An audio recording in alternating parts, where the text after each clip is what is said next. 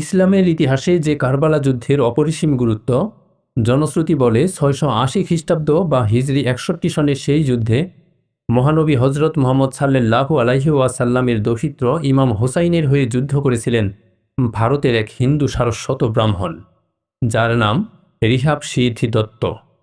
শুধু নিজে যুদ্ধ করাই নয়, তার ৭ পুত্র ওনাকে ইউফ্রেটিস নদীর তীরে সেই যুদ্ধে আত্মবলি দেন।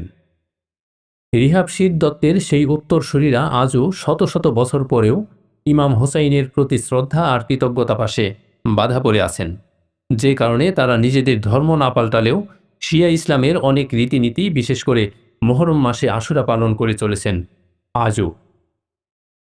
ইমাম হোসাইনের অনুগত অথচ ধর্ম বিশ্বাসে হিন্দু ব্রাহ্মণ এই অনন্য সম্প্রদায়ই হোসাইনি ব্রাহ্মণ নামে পরিচিত। ভারতের কোনো কোনো জায়গায় তাদের মহিয়াল ব্রাহ্মণ নামেও ডাকা হয়। ইসলাম ও হিন্দু ধর্মের মধ্যে এক বিরল সেতুবন্ধন রচনার কারণেই হোসাইনি ব্রাহ্মণরা ভারতের সমাজ জীবনে একটি অসাধারণ জায়গা অধিকার করে আছেন। সংখ্যায় তারা কম হতে পারেন, কিন্তু স্বকীয়তায় ও ধর্মীয় সম্প্রীতিতে এক উজ্জ্বল জনগোষ্ঠী। পাকিস্তানের সিন্ধু প্রদেশ, ভারতের পাঞ্জাব, মহারাষ্ট্র, রাজস্থান, কাশ্মীর, দিল্লি ও লখনৌয়ের নানা প্রান্তে এখনও বেশ কয়েক হাজার হোসাইনি ব্রাহ্মণ পরিবার ছড়িয়ে ছিটিয়ে বসবাস করেন। কোনো কোনো গবেষক জানাচ্ছেন আরব উপদ্বীপেও বেশ কিছু হোসাইনি ব্রাহ্মণ আছেন।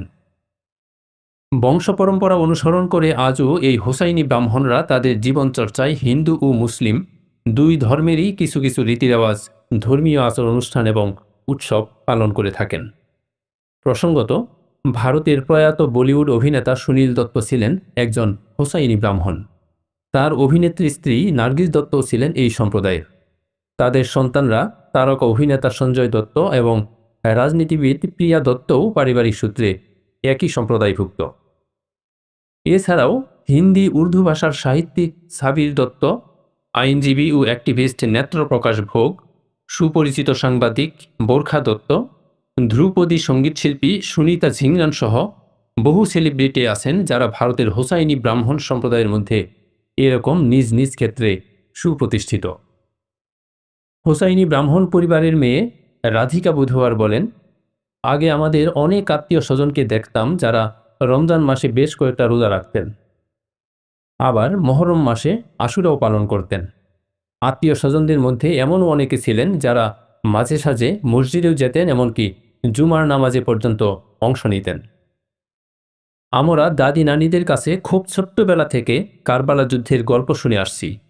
আমাদের পূর্বপুরুষ তার শ্রদ্ধার নায়কের জন্য একবারও না ভেবে নিজে এবং নিজের 7 ছেলের জীবন উৎসর্গ করে দিয়েছিলেন।